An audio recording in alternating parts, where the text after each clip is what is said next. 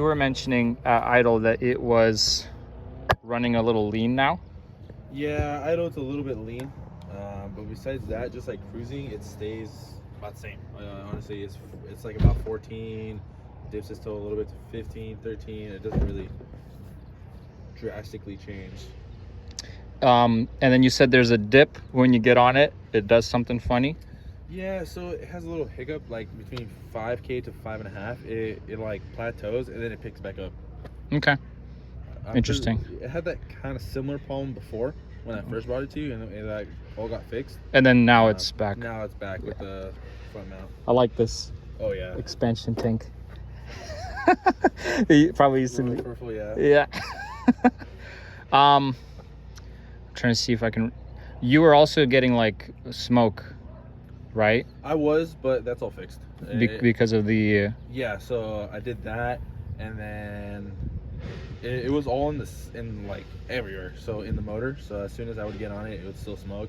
But I would like burn all the oil that was in there where it shouldn't be off, so it doesn't smoke anymore. Okay. Yeah, because I mean, sometimes it's turbo seals, sometimes it's the air oil separator is just no longer doing its job.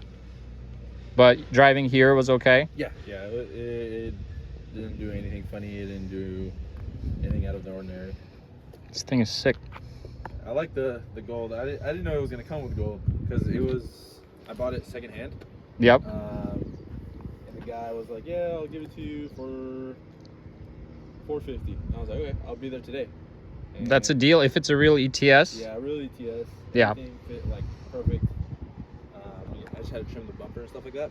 What's up, everybody? Welcome to the Novichenko Whips YouTube channel. Today I'm going to be doing a quick video walkthrough of doing a quick retune on Joel's 2004 WRX with the STI swap converted to the speed density tuning architecture, I guess you could call it, or tuning method, utilizing open source and Carberry.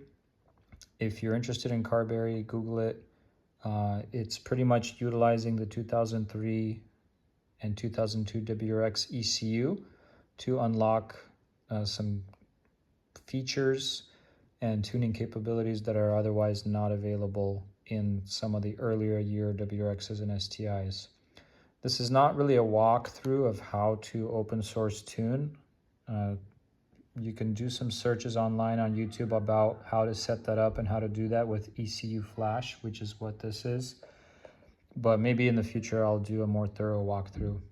Someone that already does a little bit of open source tuning and wants to figure out how to get started with Carberry, you most likely already have what are called like the ECU Flash standards and ECU definitions folder. In this folder, you'll have your Mitsubishi and Subaru folder. And then of course, in the Subaru folder, you'll see all of the WRX STIs, legacies, etc. But in order to tune with Carberry and thus tune open source, you're going to need these 4 files. I think they're available online on Carberry as well. Carberry 4.2 Imperial Metric Load Determination. And then you need a base engine load definition.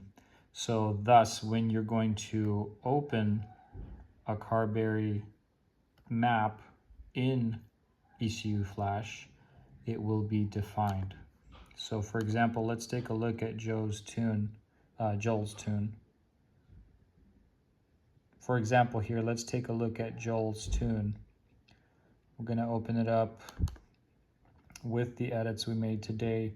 If you're familiar with the tables that are usually seen for a WRX, you will notice that there are actually a lot less tables in the stock config or the stock map. This one here has many more Carberry type tables with anti-lag, knock control and knock sensor usage, where your check engine will flash if you have knock. There's launch control options, no lift shift, flex fuel, adaptations, alcohol injection, more TGV control, map switching. So you have a button. A lot of people will use, I think it's like the rear window heater button, and then you have to have your headlights off, as I hear, to be able to use anti-lag. And so there's map switching between that, as well as a couple other useful things. In general, on a regular MAF or mass airflow type vehicle, which is what the factory setup is, you have a mass airflow sensor in the intake. There is a MAF scaling table here. What the speed density does is you stop using the MAF sensor. You still use the temperature sensor that's located in the intake, but most of the tuning is done off of the MAP sensor, so the manifold atmospheric pressure sensor. Correction, it's a manifold absolute pressure sensor. And after that, what you utilize more than in terms of calculating the amount of air coming into your engine is not just the mass of air, but the volumetric efficiency table, pretty much meaning the volume of air being moved. And so if you look, the top axis is the manifold pressure in absolute values. So for example, 14.7 would mean you're at 0 boost, and then anything below that is vacuum, anything above that is positive boost.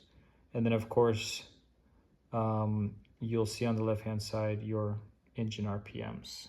And so as you might notice, the volumetric efficiency of the engine changes as you increase in RPMs and boost pressure. It's not a continuous ramp up. It does ramp, but then it drops off, as you might notice. Let me see if I can show you a graph of this. So very interesting, right? How a volumetric efficiency table might look.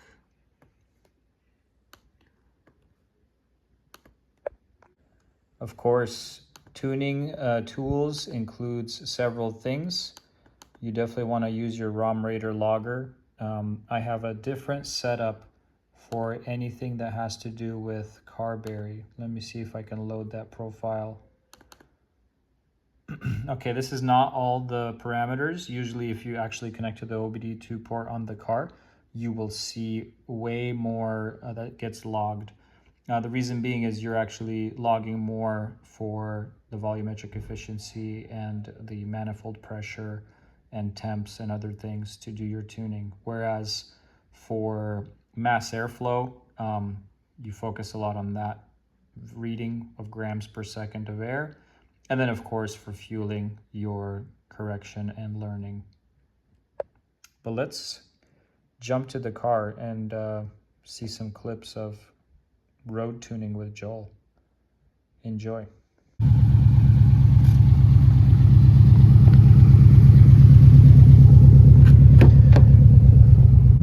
And there's going to be a right turn on this street. What is it called? Gunderson, where you can gun it. Gun it on Gunderson. It's literally right here. You got the horsies for horsepower. So many horses. It's where you get your more horsepower through the horse fields. There's so many horses. Nice.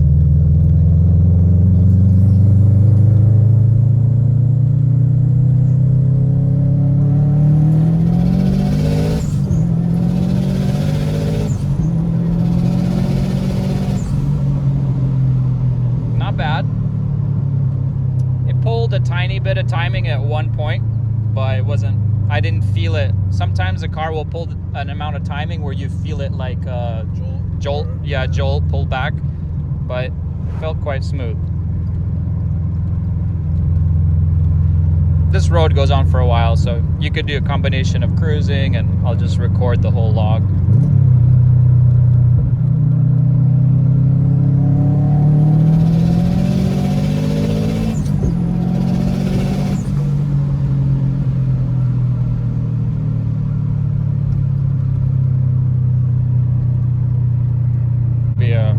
Turn and then a couple more straights.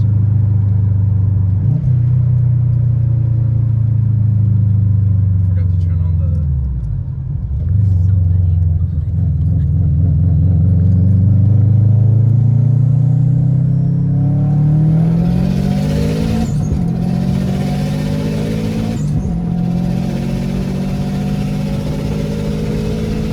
That's good. You already have the burble tune. Oh, yeah, it's the anti-lag. There are a lot of horses. There's usually not this many. I guess everybody's let them out into their fields. These couple last runs, it's with the Subies, a lot of tuners will ignore anything that's like a -1, even up to -2 knock control. I've only seen up to a -2 for a split instant, so it's pretty good. But there is quite a bit of correction going on, and so we'll adjust that. It's constantly adding 15% of fuel, and so at like normal driving like this, and so I think we can try to adjust that in the VE table.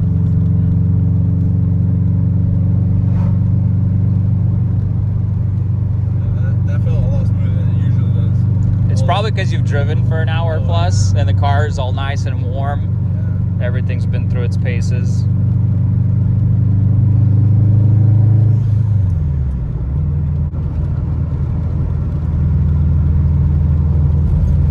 Yeah, last thing on this is headers. I got some. Are they factory currently? The ones on there, yeah, they're OE. And what did you get? Tomei. Tomei unequal length? Unequal length, yeah. Okay. I was thinking of going equal length, but I like the Subie sound more. I'm at that point where I want to squeeze the extra 5 or extra 10. No, I miss the sound I missed the sound a lot. You can consider wrapping them. Use like a better titanium wrap, or you can get them coated with this some kind of ceramic coating that helps them transfer that heat into the turbo instead of just radiate off of it. Yeah. I think the factory ones, they're like a cast iron, and they do a pretty good job of heat retention. But these aftermarket ones, they're a thin titanium or metal or whatever, and I would find that a lot of heat escapes from them, and my spool would be like hurt a little bit. Really? It would run better on the top end, but I noticed from factory it spools quicker on the factory ones. So keep that in mind. Okay.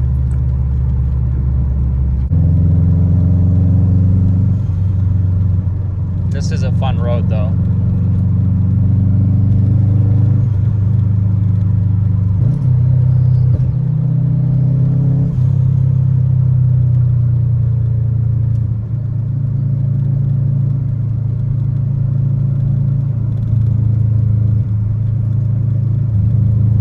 There's a little straight.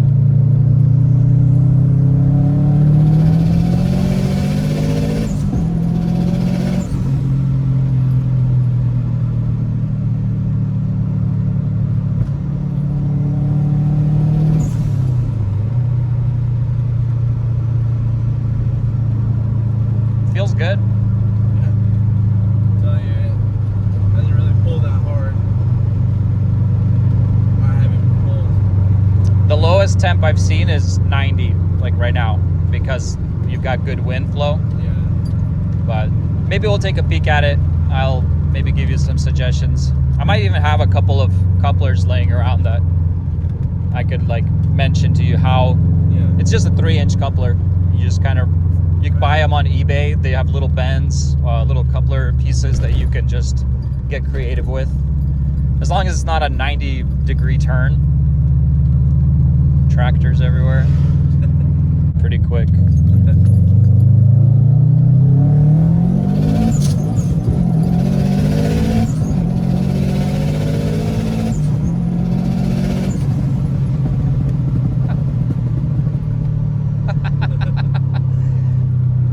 So fun. Yeah, the only time I see a slight -2 is actually at the beginning of your pull, but as it it's not bad. It's like -2 for a slight instant, and then it goes away. So that's a good sign. If you're like mid 6K and I see -2, I'm kind of like, Yeah, but I like shift at 6.5. Yeah, it's all zeros in terms of knock. It's just, I think maybe it's tuned pretty aggressively to where you get in it right away, and then it pulls back a little bit.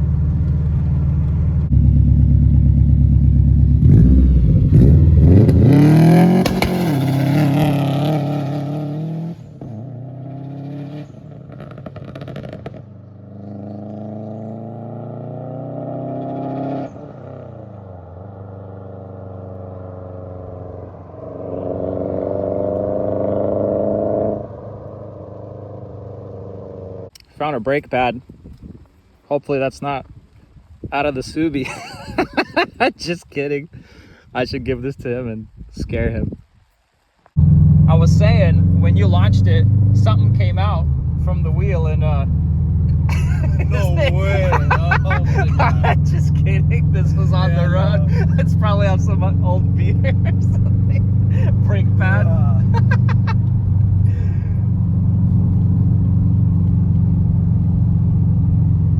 Oh yeah. Everyone. YouTube experts, TikTok experts.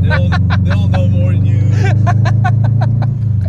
Yeah, it's great. I mean, it's been like that forever. Back in the day, it was forums. Like, people post stuff on forums, and there would be like these wars where people are just like trying to be low-key aggressive, but pretending to be smart at the same time. Yeah. It was the best.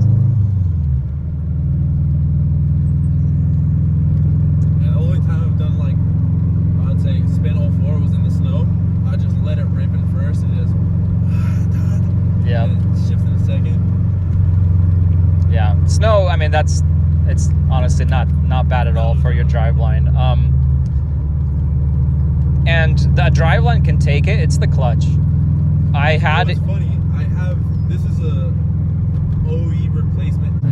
The OE replacement is really nice for stop and go driving. If you go, I had in that one the ceramic style clutch. It's actually laying in my garage because I took it back out because it was just it really sucked in first gear. Like, you really had to rev it to at least 2.5 to take off smoothly, or else it would buck.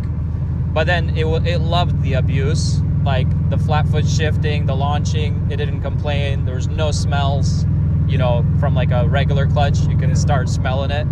This clutch has done me really good, honestly. I didn't expect it to hold.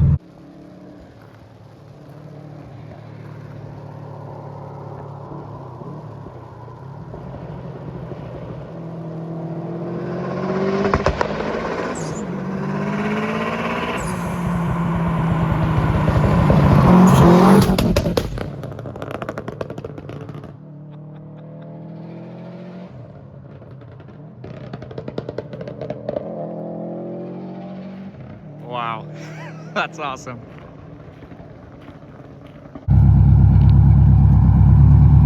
She lives. I think it maybe went up. It says 25, but I don't know how accurate this is. This is a little off. Yeah, it felt like a good 24, 25. On my car, before I traded it, I did the head gaskets and I put in big, stronger head studs. Yeah, I have head studs on this one too. I think it's needed for factory ones. Yeah. They kind of stretch over time. When I did the whole motor stuff, I opted for the head studs. Yeah, like, check this out. The intake temp is 160. Oh my That's crazy. God. So it's just sucking in hot air. Yeah. And that's why I believe it's giving you more fuel, because it's hot. I don't know, hot air, but we can adjust for this. But as soon as you kind of route the intake further away from the engine, it'll just be cooler. Interesting, right? Yeah. I'll stop the log and we can go.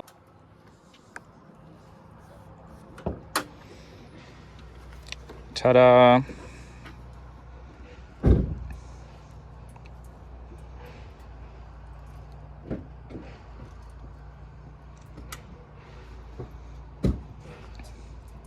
It's a bit of a tight setup because this Yeah. routes in there. I've seen pipes route in there, I and was so gonna say, I mean, I like doing that.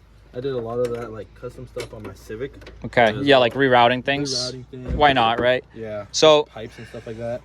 So it could help in the fender well, you think, like just like bending and kind of sticking it all the way in here. Because I've seen when I first bought it, it had that blue AEM like intake. I don't know if you've seen them, but they like route inside to the fender well, and then those get colder air. Here's my thought process. If I would use the Cobb, because you have this all plumbed to it, and I also wonder how far this will reach, but try to maybe figure some kind of piping where it will route into more of the fender, or at least just further away, and then think of some kind of custom box that will just split the engine. Sorry about that. That will just kind of divide the engine away from this area, because if you put your hand right, all that nice warm air is just radiating up, and it's it's hitting that thing. The front mount is already a big improvement, but it looks super clean. I like it. Yeah, I wanted the titanium one really bad, but I came to the conclusion that it's just too much money. I was like, you know what, I might, someday get the... Is the blanket new? No, same blanket.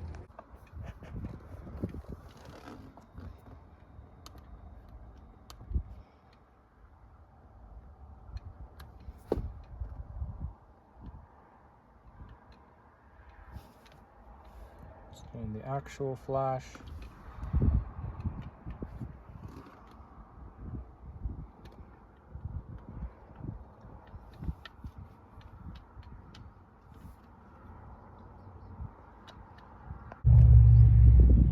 Got a quick Memorial Day tune-in.